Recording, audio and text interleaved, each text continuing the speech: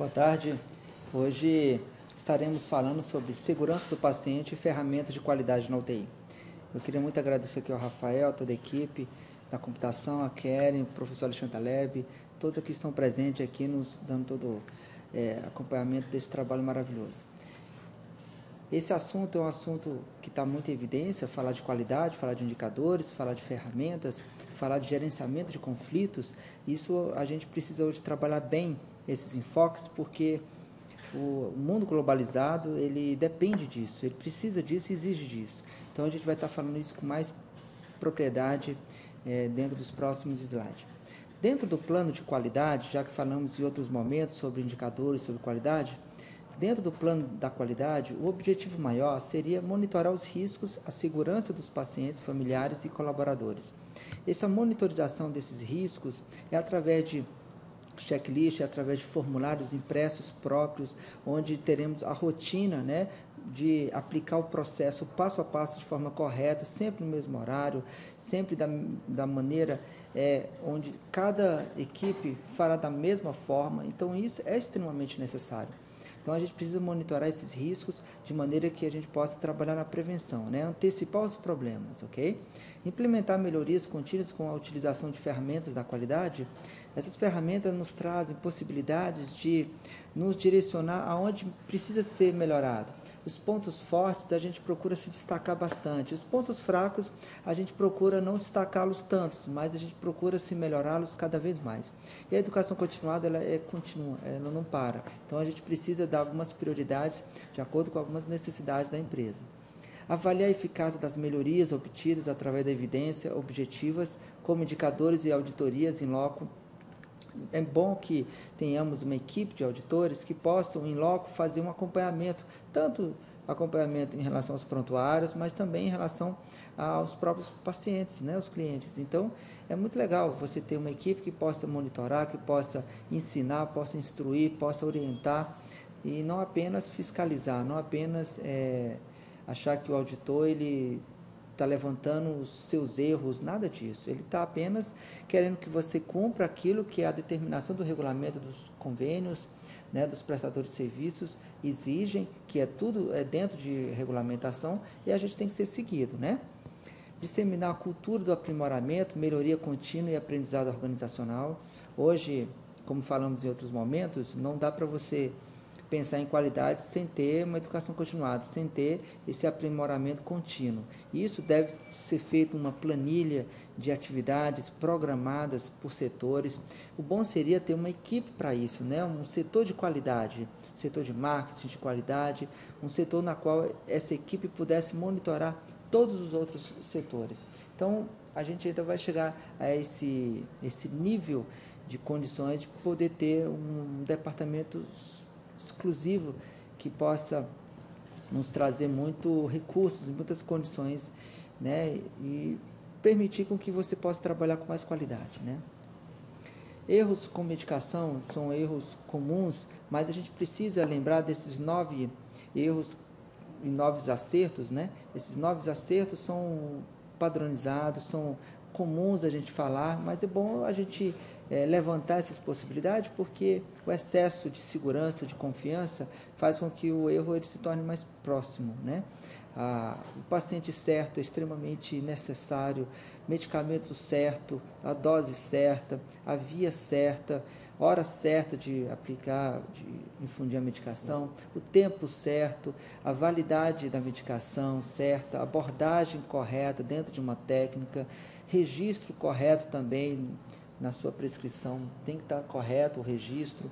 Então, esses 9 acertos são momentos que você pode, em algum excesso de isso nunca vai acontecer comigo, eu já sei o que eu vou fazer, estou acostumado, isso é perigoso. Por isso que a gente precisa estar sempre estudando, sempre fazendo educação continuada, sempre participando, para que você possa, em um desses momentos, conseguir antecipar um possível risco, ou uma falha. Erros com medicamentos, 17% elas estão relacionadas diretamente com prescrição. A prescrição ela é fundamental. Ela tem que ser legível, ela tem que ser de forma clara, bem objetiva. de maneira que não tenha dúvida. E se você tiver dúvida, sim, temos que perguntar para o médico, temos que conversar com a equipe, com o enfermeiro, né? A gente tem que não fazer algo com dúvida. A prescrição ela tem que ser realmente, hoje com o advento de prontuários eletrônicos, isso tornou uma condição até mais segura, né? Você pode ter cruzamentos de medicamentos que possam nos trazer os riscos, as possibilidades, né? Os efeitos, algumas sugestões, isso é muito bom. Então, na transcrição dessa prescrição também, nós temos 11% de erro com medicamentos. Preparação dos medicamentos chega em torno de 14%. E a administração do mesmo chega em torno a 53%.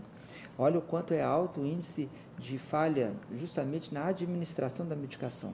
Por isso que é importante a gente lembrar muito bem disso, do tempo certo, da via certa, da dose certa, do medicamento certo. Isso tudo, gente, é extremamente importante. A gente tem que seguir, temos que estar sempre lembrando, porque senão a gente pode aumentar essa estatística de mais de 53% de erro com medicamento, principalmente na sua administração, né? Então a gente tem que estar checando com rótulo, identificado diariamente, de forma correta, né? Erros ainda com medicamentos. 78% dos erros graves na UTI são com medicamentos. Isso, a gente pode ter uma folha de reações adversas, de efeitos adversos e de falhas, né? Que sejam mecânicas, falhas que sejam com medicamento, com complicações. A gente pode ter vários formulários para poder monitorar da melhor maneira, né, esses acontecimentos. E 1,7% dos erros de medicamentos está relacionado a paciente dia. Então, a gente tem até uma estatística até significativa, não é mesmo? Um erro com potencial risco de vida, paciente em internação. Esse um erro com potencial risco de vida também é significativo. A gente tem que levar isso em consideração. Então, se a gente conseguir diminuir esse erro, esse potencial de risco, a gente vai ter uma rotatividade maior de internação, com menos complicações, com pacientes respondendo melhor ao tratamento proposto. Não é isso que todo mundo quer? Ainda continuando o risco para o erro, paciente agora diretamente relacionado com o paciente. Nós temos a própria gravidade da doença, pacientes hoje com falências múltiplas de órgãos, pacientes hoje que fazem uso de medicações de origem cardíaca, de origem central, medicações que têm uma origem mais em foco à função renal. Então, são vários mecanismos que necessitam de vários ajustes de medicações. E isso, não tenha dúvida, que acaba aumentando o risco de erro. Falências orgânicas, alta incidência, né, intensidade de cuidado, pacientes que necessitam de muito cuidado, também aumenta o risco de erro, sedação e ventilação mecânica, pacientes que fazem uso de medicamentos de sedação de altas doses, pacientes que dependem de uma prótese ventilatória, que está associada a um ventilador mecânico, são pacientes que requerem um cuidado muito especial. É muito fácil você ter complicações relacionadas a esses instrumentos, esses equipamentos. Paciente que tem uma idade avançada também aumenta o risco de erro, ausência de lista de medicamentos dentro da unidade. Então, você tem que conhecer a lista de medicamentos que você tem na sua unidade, que o prestador, ele autoriza a ser lançado, ser cobrado, porque senão você quer passar uma medicação que não está dentro da padronização. E aí acaba, e agora? O que a gente vai fazer? Temos que incluir uma medicação que está dentro da padronização, ok? Agora, erro diretamente relacionado aos profissionais de saúde, né? Nós temos profissionais inexperientes, e isso acontece sim. Embora na unidade de terapia intensiva, hoje, já está se preconizando mais contratar profissionais com uma especialização, com uma certa experiência já de atuação, já comprovada em carteira. Nós temos hoje várias maneiras de você poder selecionar um profissional com uma qualificação mais presente. É claro que todos têm que ter oportunidade, né, de iniciar essa experiência, iniciar essa prática, mas através de um mecanismo de seleção você pode conseguir profissionais já com muita experiência, tá? E isso já descartaria um pouco essa falta de experiência que aumenta o risco de erro.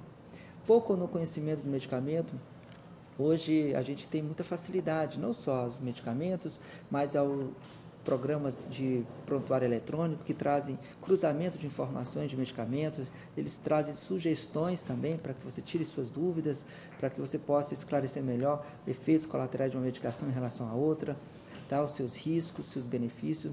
O estado psicológico também aumenta o risco de erro.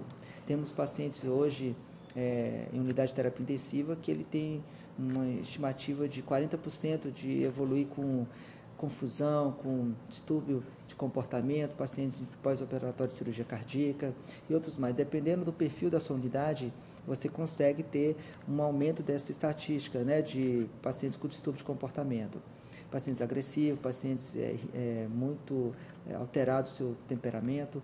Então, isso aumenta o risco de erro, porque ele vai desconectar, ele vai soltar as conexões que estão ligadas a ele. Privação de sono, também é muito importante você ter muito cuidado de respeitar o sono, as fases do sono que nós temos. Muitas vezes o paciente tem ventilação mecânica e a frequência respiratória está alta. A frequência respiratória alta do ventilador, isso interfere na fase REM, né, nas fases do sono. Então o paciente não consegue ter um completo relaxamento, o paciente não consegue ter esse momento de sono REM, ele fica retardado, ele diminui a sua incidência. Então, se você consegue fazer uma estratégia de ventilatória noturna, na qual o paciente possa usar uma frequência respiratória mais baixa, até 12 incursões por minuto, que é o que a gente realiza quando a gente está numa fase de completo relaxamento, né? A gente tem uma redução da frequência respiratória. Então, a gente precisa se preocupar, sim, com a qualidade de sono desses pacientes em relação a barulho, em relação a luminosidade, ao ambiente, procurar ter um ambiente mais favorável para que ele possa ter uma qualidade de sono melhor. E esse paciente que tem privação de sono também evolui com mais desgaste, evolui com mais insatisfação, nervosismo, pouco coopera, são pacientes que têm um risco maior de erro, né?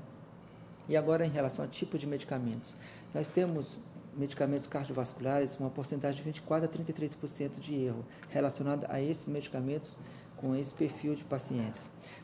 Medicações sedativas, analgésicos, costuma acontecer em média de até 26%. Anticoagulante de 11% a 20%, antimicrobiano chega até 13% de erro na medicação relacionada a esses recursos. Característica da prescrição. Bem, o número de medicamentos, a complexidade da prescrição, também isso contribui. Se você tiver 2, 3 folhas de prescrição de medicamentos, isso acaba aumentando a chance de erro, né? Então, a gente tem que utilizar realmente aquilo que for necessário, aquilo que for extremamente preciso, né? O número de medicamentos, quanto mais medicamentos, mais associações, isso acaba aumentando o risco de erro. Então, a gente tem que ter o bom senso e estar sempre discutindo com a equipe médica, sempre tendo a certeza que o que está sendo prescrito vai ser cumprido. Frequência de mudança de medicamento ou dose, às vezes acontece, temos momentos que a mudança de medicação ela acontece com muita frequência, e isso gera também uma certa mais dúvida, aumenta o risco de erro também, essas mudanças rápidas de medicamentos, né? Suspende isso, faz um bolo aqui, aumenta para essa, quer dizer, isso tudo gera um risco maior. Medicamentos de urgência ou suporte de vida também, devido ao momento de estresse, devido a não padronização ou não rotina, né, do processo ser aplicado conforme a American Heart Association. Então, a gente acaba tendo um risco maior de erro também nesses medicamentos utilizados em urgências e em suporte avançado de vida. Medicamentos novos também tem que ser comum a todos. Aqueles medicamentos novos que você já está sendo utilizado ou já faz parte do plano, ele pagar aquelas medicações, né, aceitá-las, elas estão dentro do protocolo, então a gente tem que passar essas medicações novas para toda a equipe, né, porque senão alguns usam e outros não utilizam e não sabe que está sendo já podendo ser lançado. Então a gente, quando tem medicamentos novos, temos que discuti-los, conhecê-los, colocar no sistema, conhecer a sua correlação com outras medicações, né, procurar, se possível, até fazer uma educação continuada a essas novas medicações que estão sendo incluídas no sistema. A organização da UTI também pode contribuir para o risco, para o erro? Pode. A relação enfermeiro-leito, às vezes você tem um número muito reduzido de profissionais em relação à RDC7, que preconiza para cada um técnico de enfermagem 2 leitos, para cada um enfermeiro são 8 leitos, para cada um fisioterapeuta são 8 leitos, mais o coordenador de cada área da enfermagem, da fisioterapia, é um médico para cada 10 leitos. Então, conforme essa relação enfermeiro e leitos, você pode ter um risco maior de erro. Se você trabalha numa unidade onde você tem uma demanda de paciente muito elevada, acima das condições, das proporções de segurança, você não tenha dúvida que aumenta o risco, né? Alta rotatividade pessoal também tem locais que as pessoas não param. Tem unidades que é muito, assim, há uma rotatividade de funcionários com muita frequência. Por exemplo, uma unidade de emergência e urgência. Não são todos que têm um perfil de trabalhar numa unidade de emergência e urgência. Um pronto atendimento que tem uma demanda de mais de 100 pacientes por dia, se você tiver uma redução de funcionários, você acaba tendo uma sobrecarga de estresse muito grande, tensão muito grande e de atividades muito grande. Então, às vezes, você tem uma rotatividade muito alta de funcionários porque eles não se adaptam e não suportam a pressão, não suportam a ausência de outros companheiros, a ausência de outros profissionais, e isso dificulta muito a qualidade do serviço, né? Má condição de trabalho, isso também está relacionado, né? Um ambiente, espaço físico, a falta de condições de trabalho, supervisão inadequada. É importante que o supervisor esteja sempre presente, né? Que possa fazer uma supervisão compartilhada, que possa estar junto, possa fazer junto, possa estar sempre presente para qualquer momento de dúvida que a equipe tenha, possa lhe solicitar e você possa estar ali para poder dar todo o suporte necessário. Alta rotatividade de pacientes, internações de urgências, isso é muito comum numa unidade de pronto atendimento, numa unidade de emergência, rotatividade muito grande, mas também acontece em várias unidades de terapia intensiva, principalmente onde é realizado cirurgias eletivas, cirurgias cardíacas, a rotatividade é muito alta, o sucesso é muito bom, a resposta a esses pacientes é muito bom. Essa é a experiência que eu tenho nos locais que eu trabalho, que fazem muita cirurgia cardíaca. A equipe é muito boa, sabe muito bem lidar com esses pacientes críticos. E a rotatividade é muito alta, e os pacientes saem e evoluem muito bem. Então, esses pacientes que têm essa alta rotatividade também, se você não tiver uma equipe muito bem qualificada, uma equipe muito bem segura do que precisa fazer, do que sabe fazer, do que antecipa os problemas, você consegue resolver muitas situações de risco muito rápido. Essa é um perfil de quem trabalha em unidade crítica, quem trabalha numa UTI, de quem trabalha numa unidade de emergência, você trabalhar, antecipar os problemas. Você ter atitude, você sair na frente, você ir lá e resolve, vai lá e faz, sem esperar que outra pessoa faça por você, ou sem esperar que alguém, quando chegar, vai lá e resolver, não. Quem trabalha nessas unidades sabe que a hora ouro, ela conta muito, sabe? Os minutos fazem uma diferença muito grande em relação à resposta ao tratamento, ok? Estratégia para a prevenção de erro com medicamento. Nós temos padronização dos medicamentos, a gente tem que padronizar. Já pensou se em um plantão médico solicita um medicamento, o mesmo paciente no outro dia já são outros, isso em outro horário já são outros, vai mudando, isso tem que padronizar. Tem que ter uma estratégia, uma visita horizontal, discussão de cada caso, e isso aumenta muito a chance e o sucesso para todos, né? Prescrição eletrônica, suporte a decisões, isso é muito bacana, porque a prescrição eletrônica ela veio realmente para ficar. Isso é uma realidade que quem tem essa experiência sabe o quanto que isso é fundamental e muito benéfico. Nós temos cruzamento de informações dessas medicações, temos dúvidas que podemos saná-los utilizando os recursos dessa prescrição eletrônica, né, do software. Código de barra também facilita muito, até para você ter menos desperdício. Isso já sai direto na conta do paciente, é muito bacana.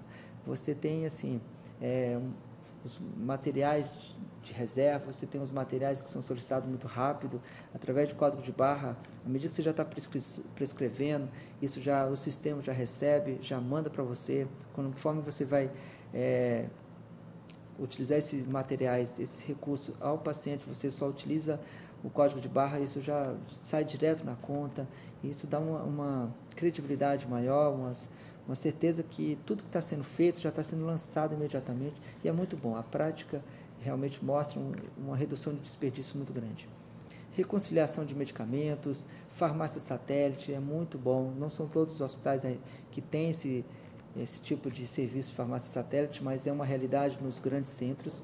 Isso faz com que a gente ganhe tempo, faz com que a gente tenha uma resposta mais rápida ao tratamento. Se você solicita uma medicação, essa medicação ela chega de forma imediata, rápida, pronta para você só apenas aplicar. Isso gera uma resposta ao que você espera muito rápido. Isso é a tecnologia, né? Hoje, quando se fala em farmácia dentro de uma unidade hospitalar, a gente lembra muito de farmácia satélite. As novas unidades de terapia intensiva, os novos hospitais já estão sendo estruturados para que faça toda a adaptação necessária para você ter a farmácia satélite, né?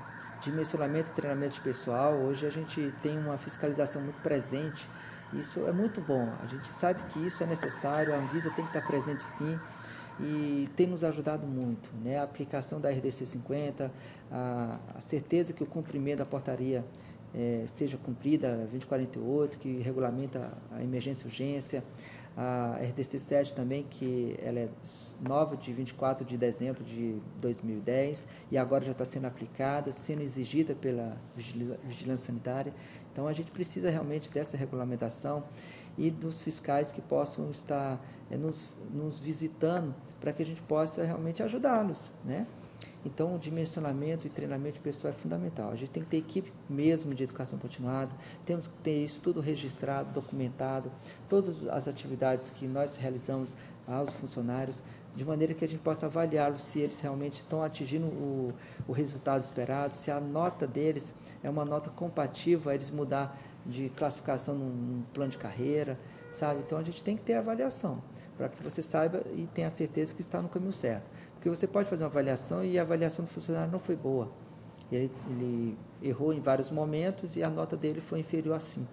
Então, ele vai precisar ser reavaliado novamente, vai precisar passar pelo treinamento novamente. Só que isso já vai ser diferente, porque você sabe os erros que ele acometeu. Você vai ensiná-lo, você vai corrigi-lo, ele vai saber também o que ele teve mais dificuldade naquele treinamento, e aí ele vai ter toda a oportunidade de suporte para poder sanar aquelas dúvidas, aquelas dificuldades. E quando ele fizer o treinamento novamente, com certeza ele vai ter um sucesso maior. Isso é legal, isso é a educação continuada, da forma como deve ser seguida. Intensivista na UTI é importante, hoje o especialista, o enfermeiro especialista em terapia intensiva, o fisioterapeuta especialista em terapia intensiva, o médico especialista em terapia intensiva, é exigência, é obrigatório quem trabalha nessas unidades ter os coordenadores especialistas. É claro que nós hoje temos vários especialistas, multi-especialistas, mas de qualquer forma a gente precisa ter na unidade pessoas que possam assinar pela coordenação, que são especialistas em terapia intensiva. Farmácia clínica, é muito importante termos também, cultura de segurança e gerenciamento do risco. A gente tem que trabalhar muito pensando exatamente nessa cultura. O tempo inteiro a gente tem que pensar em segurança do paciente, em redução de risco, gerenciamento de risco. A gente pensando nisso e aplicando as técnicas corretas, aplicando o conhecimento que nós adquirimos no dia a dia para fazer o correto, para a conduta sair corretamente, eu tenho certeza que o resultado também vai ser correto. Discutir, aprender com os erros, se aconteceu, tudo bem, identificamos, vamos rever, reavaliar toda a nossa conduta, reavaliar em equipe, individualmente, depois a gente pode trabalhar em equipe, para que os erros sejam cada vez diminuídos, né? Que eles sejam menos. Tá bom? Prescrição eletrônica hoje é uma realidade que a gente precisa aprimorar cada vez mais, porque os recursos que eles nos traz, essas ferramentas, são muito boas, né? As vantagens de potencial, primeiro, legibilidade, a letra é legível, né? Não tem dúvida. Padronização de dose, via de administração, isso ajuda demais, você conhece a padronização, você já tem a via de administração, a forma como é feita a prescrição eletrônica facilita demais na sua aplicação. Alertas, a gente já te traz alguns lembretes, alguns sinais de algumas reações entre uma medicações e outras, tá? Tempo de dosagem de medicamento, ele já te traz também para você lembrar quanto tempo que já está sendo feita a medicação, quanto tempo que você já está fazendo a outra. Alergia, se tem alguma reação alérgica, você também vai ter alguns sinais de alertas. Dose habitual, se você mudar, já te dá algum alerta que a dose foi mudada, aí você tem que justificar, você tem que informar que isso realmente era essa intenção.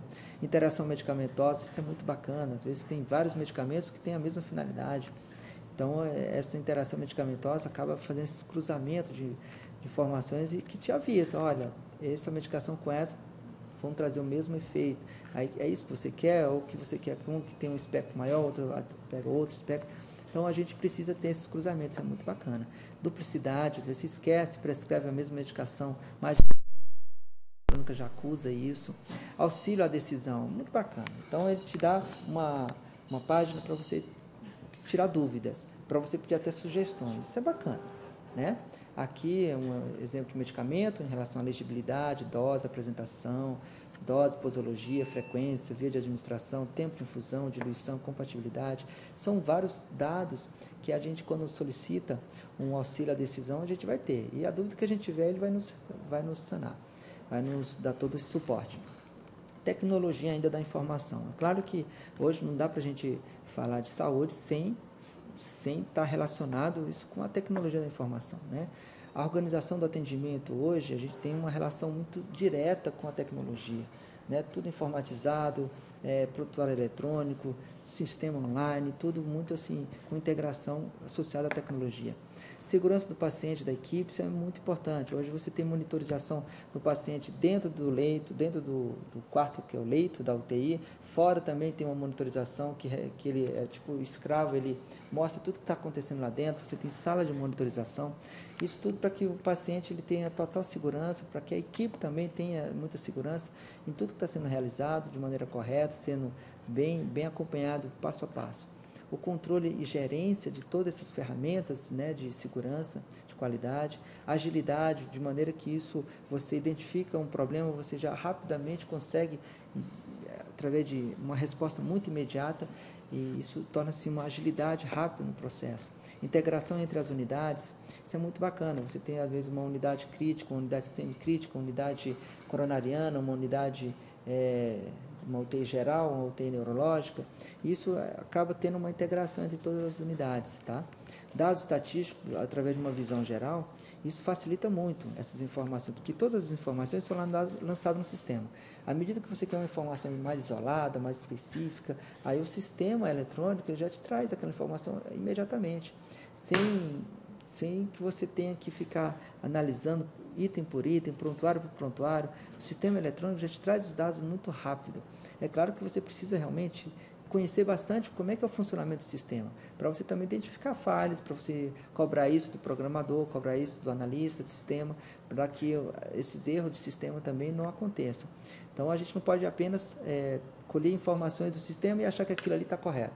A gente sempre tem que ter dúvida, sempre temos que ter um pensamento crítico mesmo e certificar, ter a certeza que se aquilo realmente está acontecendo, tá bem? Comunicação do processo, essa comunicação ela pode ser feita de alça fechada, direta, né? A comunicação ela tem que ser bem clara, bem direta, até mesmo o processo também, né? Todos os setores é obrigatório ter um POP, um plano de operação padrão, onde todos os funcionários fazem o mesmo procedimento da mesma maneira, não pode variar. Sim, temos que ser flexíveis. Claro que cada caso é um caso, mas o processo tem que ser igual para todos, né? A técnica tem que ser igual para todos, ok? A sua experiência, a sua formação pode ser outra, não tenha dúvida.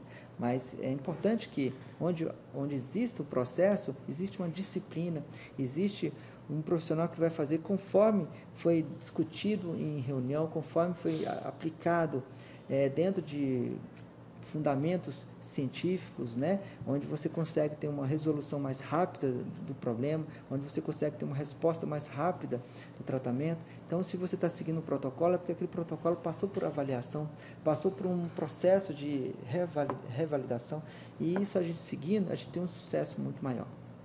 E como proposta, nós temos dimensionamento de RH, seguir a portaria RDC 7, a gente precisa respeitar e não querer mais ser um super-homem, trabalhar por 10, trabalhar por 15, a gente querer achar que dá conta de tudo, não.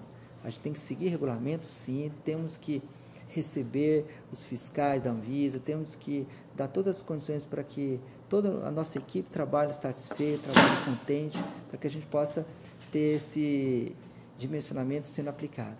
Estruturação dos setores, é importante que todos os setores sejam estruturados, né? O setor de enfermagem, o setor de fisioterapia, o setor de nutrição, o setor da equipe de fonoaudiólogos, cada setor tem que ser bem estruturado, tá bem?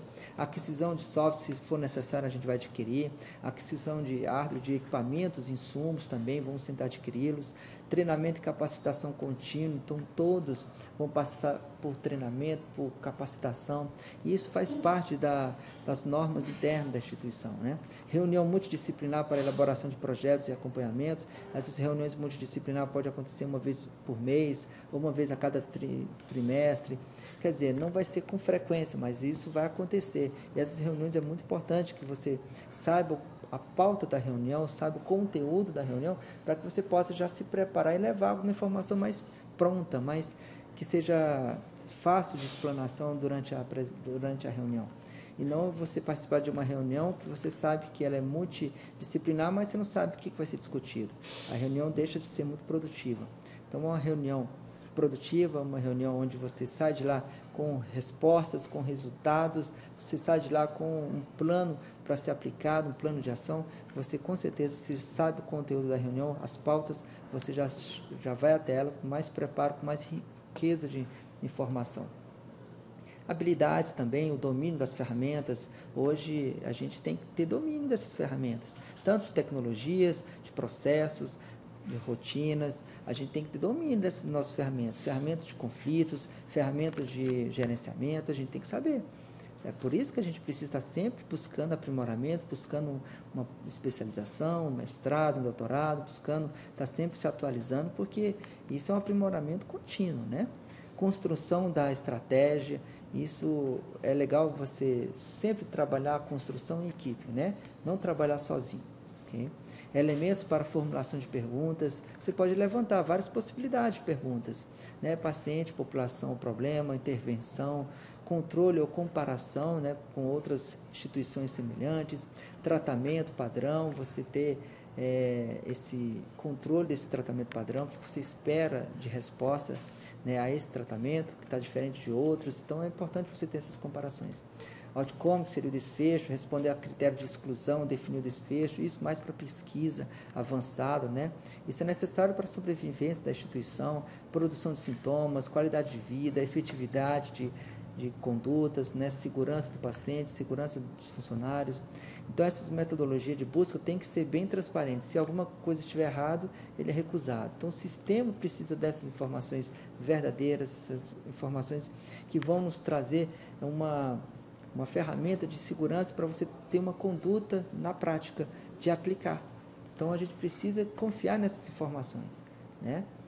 E as recomendações de monitorização guiada pela estratificação de risco. Então, hoje a gente tem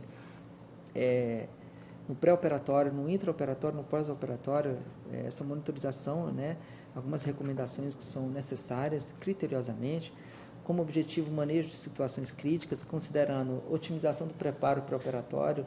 Em todo sentido, tem que ter um pré-operatório adequado, né? Ter um formulário adequado para que toda a equipe possa fazer um pré-operatório de maneira criteriosa, reconhecimento dos principais riscos, né? E tentar saná-los o quanto antes, padronizar condutas de acordo com a gravidade, minimizar riscos anestésicos, cirúrgicos, se assim houver, construção de linhas do cuidado perioperatório. Então, nós temos aqui a monitorização adequada, permite diagnóstico e intervenções precoces, podendo aumentar a segurança do paciente e otimizar os resultados, né? São vários estudos relacionados a esse assunto. Ainda nós temos, em 1980, Programa de Gerenciamento de Risco e Qualidade, implementação de recomendações mínimas para monitorização que permite individualização. Okay? Nós temos que otimizar cuidado anestésicos, reduzir intercorrências, avaliação objetiva para comparação, né, e auditoria, que vai também nos dar todo esse respaldo, recomendações iniciais, sugestões do corpo clínico, implementação. Então, são processos que a gente precisa de trabalhar isso em todo o grupo, né? A equipe toda tem que estar sendo bem preparada da forma igual. ASA é um bom preditor de mortalidade, principalmente ele é individual, específico do paciente, né? A sua desvantagem é que leva em consideração somente as características do paciente. Interpretação individual é muito variada, não avalia os riscos cirúrgicos propriamente dito. A vantagem do ASA é que ele é a facilitação de classificação, amplamente difundido, quer dizer, muito fácil a sua aplicação hoje no dia a dia, né? O estado físico, ASA, né, que é especificamente o estado físico do paciente. Nós temos 1, 2, 3, 4, 5 e sua porcentagem de risco, né? Nós temos aqui um paciente doador de órgão, paciente moribundo que não é esperado sobreviver sem cirurgia, ele tem um risco de mortalidade de até 51%. Paciente com alteração sistêmica grave, que representa risco de vida, ele chega a 23% de mortalidade. Paciente com alteração sistêmica grave, de qualquer causa ou limitação funcional, chega a quase 5% de risco de mortalidade. Então, esse ASA, ele é um instrumento, uma ferramenta muito importante para a gente poder justamente avaliar individualmente cada caso, né? A abordagem é multimodal, otimização perioperatória individualizada, tipo de paciente, tipo de cirurgia, né? Nós temos paciente com avaliação de risco cardíaco, renal, respiratório, paciente no intraoperatório também, através da monitorização, ventilação mecânica, reposição volêmica. Você tem uma estimativa, você tem uma série de informações realmente do estado hemodinâmico daquele paciente durante o intraoperatório. E a otimização de resultados também, você tem uma redução de mortalidade, redução de tempo de internação, redução de complicações. Então, é importante que a gente possa pensar em redução de risco justamente no pré-operatório, no intraoperatório e no pós também, porque isso vai fazer com que a gente atinja o resultado esperado, né? Que é o sucesso do tratamento, a recuperação dentro do que é esperado, dentro do que está em evidência, né? E como trazer isso para o nosso dia a dia? A ASA já é utilizado, isso já é utilizado no dia a dia. Determinado na avaliação pré-anestésica, isso é feito pelo médico, anestesista, né? No entanto, quando eu sei a ASA do paciente, isso é importante, a equipe tem que estar ciente disso, né? Só vou saber se na hora do paciente chegar. Isso não dá para você prever, você tem que realmente avaliar o paciente, você tem que realmente seguir o processo, né? A folha, o impresso, tem que ser todo preenchido, não pode deixar campo nenhum sem estar preenchido. Isso é uma rotina de você ter que preencher todos os dados, isso sendo feito por você, né, nesse caso pelo médico anestesista, né, pelo cirurgião também. Parâmetros fisiológicos, nós temos aqui, ó, idade, estado funcional cardíaco, escala de Coleman de Glasgow, estado funcional respiratório, pressão arterial sistólica, frequência cardíaca, escala de Coleman de Glasgow, hemoglobina, né, tem em cima o eletrocardiograma, leucograma, ureia, potássio, sódios, eletrólitos, parâmetros operatórios, complexidade cirúrgica, múltiplos procedimentos, perda sanguínea, contaminação peritoneal, disseminação oncológica, cirurgia eletiva ou de urgência. Então, nós temos alguns parâmetros fisiológicos e alguns parâmetros operatórios. E isso depois é feito cálculos para você saber qual é a estimativa de score, né? Tanto operatório e tanto fisiológico, ok? Aqui ainda fala, possui ainda maior sensibilidade, o Apache, maior especificidade, não correlaciona a eventos cirúrgicos, tá? A Apache fala muito da complexidade, né, da patologia, do quadro do paciente, é muito bom utilizar o Apache 2, muito comum. Resolver obstáculos, problemas, é uma arte que exige uma visão abrangente, exige empatia, criatividade, proatividade e outras competências amplas. Saber lidar com problemas, saber lidar com o desafio é algo que a gente pode melhorar, a gente pode se preparar mais para isso, né? Então, para de exigir de si a perfeição, busque ser útil, objetive suas ações para que você precisa ser feito. Então, a gente tem que parar de reclamar, a gente tem que buscar o conhecimento, tentar aplicá-los, buscar ser proativo mesmo, buscar ouvir mais, falar menos, buscar ser um funcionário assim, com mais liderança, né? Saber trabalhar de forma mais compartilhada, saber trabalhar com uma autoridade, conseguir fazer com que você convença a sua equipe, fazer com que a sua equipe possa trabalhar bem motivado, com autoestima, ok? Se você quer se diferenciar, se você quer ser útil, se você quer se destacar, se você quer crescer, se você quer evoluir, então pare de buscar e realizar o perfeito, né? Pare de buscar o ótimo em mãos à obra. Faça o que precisar ser feito, faça algo realmente útil e nada menos que isso interessa. Eu vim aqui para fazer o que é preciso ser feito, e você? Então, isso foi escrito por Anderson Bontoni. É muito legal porque a gente realmente tem que fazer aquilo que precisa. Você não tem que dar muita volta, você não tem que inventar. Você tem que fazer aquilo que foi realmente necessário, que precisa ser feito. Se você não sabe, vamos buscar ajuda, vamos tirar dúvida com quem sabe, vamos buscar o conhecimento. Né? A gente não pode assumir uma responsabilidade se você não tem respaldo, nem técnico, nem condições para fazer. Então, não assuma, né? Você vai trabalhar numa UTI e não sabe qual é a conduta, né, a rotina durante uma parada. Se você não sabe fazer uma intubação dentro das técnicas corretas, então você não assume um plantão de UTI. Então, alguns procedimentos são comuns para quem trabalha numa UTI, se você não está preparado, você não deve assumir, que aí você já está assumindo risco e aí já as coisas mudam, né? Passos a serem tomados, levantar problemas, isso vai acontecer várias vezes. Então, quando acontece, vamos discutir esses problemas em equipe, né? Traçar um plano de ação para que esses problemas sejam resolvidos e depois a gente repasse isso à equipe, divulgar, adaptar, implementar se for necessário, com certeza é necessário, e reavaliar os resultados, ok? Padronização por porte cirúrgico, estado físico, você pode utilizar problemas através do ASA, levar em conta somente características do paciente e benefícios, melhorar a estratificação do doente, redução de mortalidade, implementação de cultura, linha de cuidados nos pacientes com necessidade de cuidados intensivos. Então, a gente tem que ter essa estratégia para você poder, durante o momento crítico, durante o momento de problema, você saber qual a conduta correta a ser tomada. Plano de ação e ferramentas de qualidade. Você tem tomado decisões baseadas em fatos, né, tudo documentado, tudo confirmados, né, investigados. Esses fatos são verdadeiros. Estimula a participação de todos os colaboradores, isso é muito legal.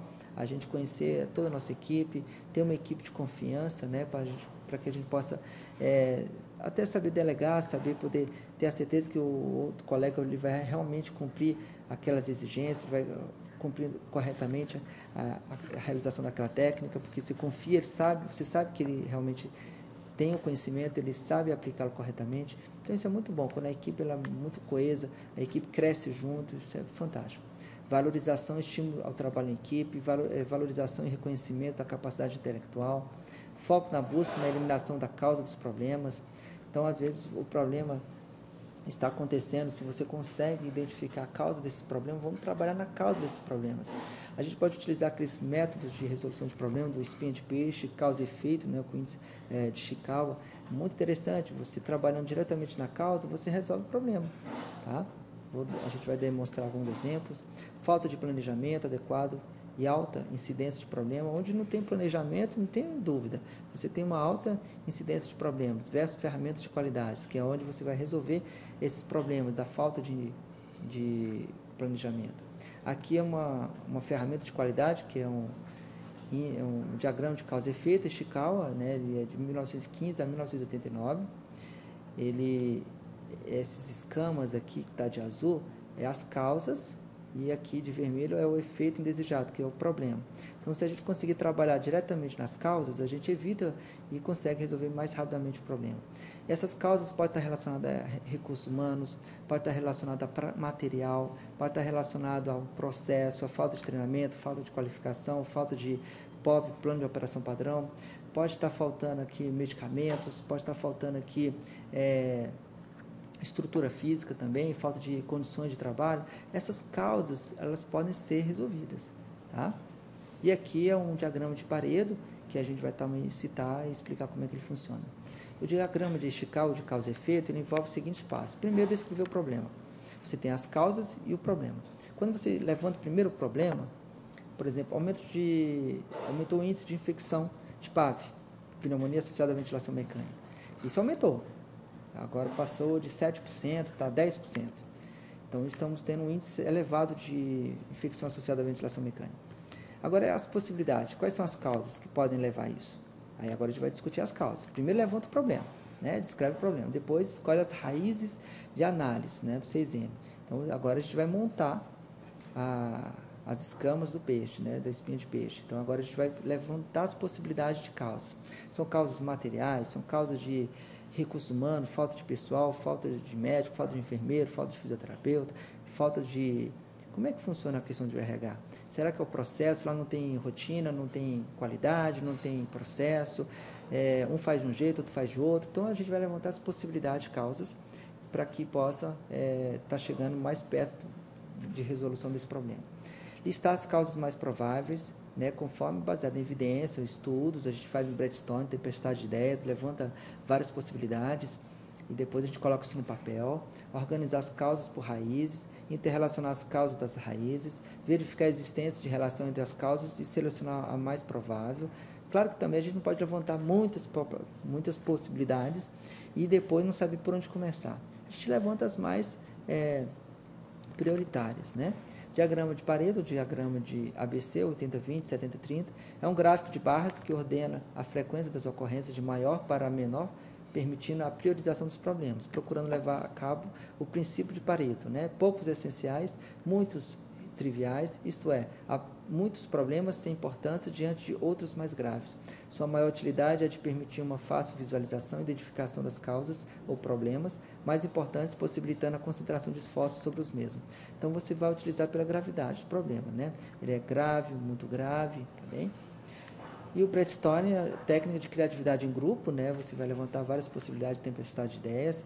Vamos discutir bastante essas informações, na qual se busca geração de ideias, como executar. Lança-se um assunto para discussão, por exemplo, PAV.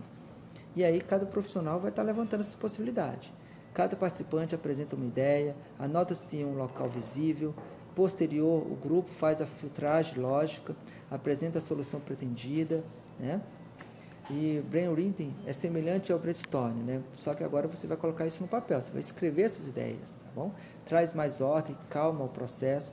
Cada participante escreve em uma folha 3 ideias e passa o papel para o colega que também repete o mesmo procedimento. Essas informações você vai observar que às vezes elas são muito coerentes, né? São informações que são muito semelhantes em relação a um que levantou essas ideias e pôs no papel, em relação ao outro também. Aí você vê as que foram mais levantadas, que toda a equipe achou como prioridade. O ciclo termina quando o seu papel retorna, ok? Aqui são ferramentas de qualidade, fluxograma, que a gente precisa conhecer como é utilizado. Ainda na ferramenta de qualidade, metodologia do 5W2H. Nós temos o que, quem, quando, onde, porquê, como, quanto. É importante a gente utilizar isso. E aqui a matriz Guth, que é para priorizar problemas a serem tratados. Nós temos os valores, a gravidade, a urgência e a tendência e a pontuação. E aqui a gente vai colocar como gravidade impacto do problema sobre a operação e pessoas de empresa, efeitos que surgirão a longo prazo em caso de não resolução, urgências, o tempo disponível necessário para resolver o problema e tendência potencial de crescimento pior do problema, ok? Então, isso aqui é uma outra estratégia de você utilizar para que você possa ter uma aplicação dessa resolução de problema melhor. Aqui você pode utilizar o método também PDCA, que é muito utilizado também, muito comum.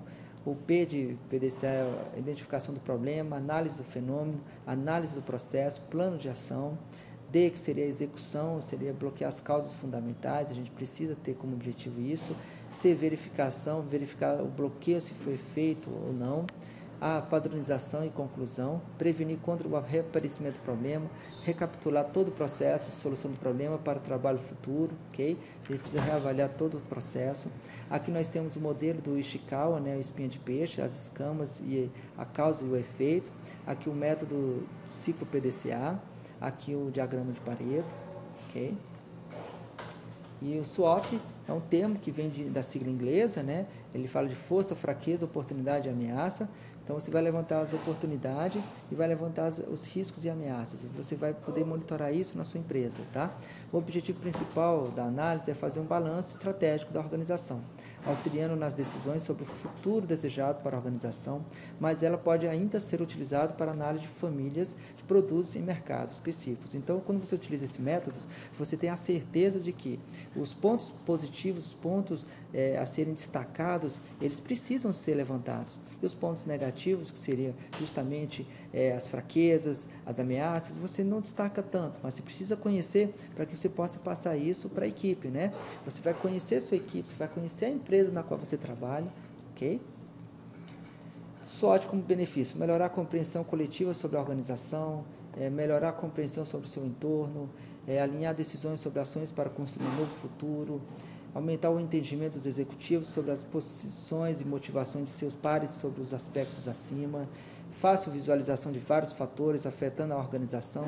Então, é muito importante essa análise SWOT. É algo assim que a gente tem como estratégia, ferramenta fundamental para análise, né?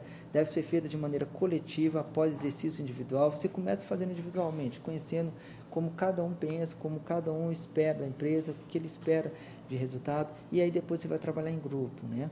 Forças e fraquezas são dimensões internas à organização. Oportunidades e desafios são dimensionamentos externos à organização. Você precisa conhecer o que você espera externamente uma empresa. Que tipo de ameaça você espera ou você acha que pode acontecer na sua empresa? Seria a concorrência uma ameaça? Seria a falta de material uma ameaça?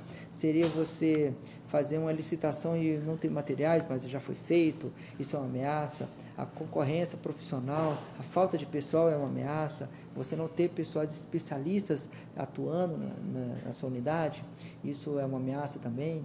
Então a gente precisa conhecer. O objetivo da matriz é ajudar a definir o futuro da organização, com uma lógica simples, partindo das forças e fraquezas atuais da organização, o que serão oportunidades e aproveitar e desafiar a enfrentar o que fazer para melhorar e proteger a posição da empresa no setor, ok?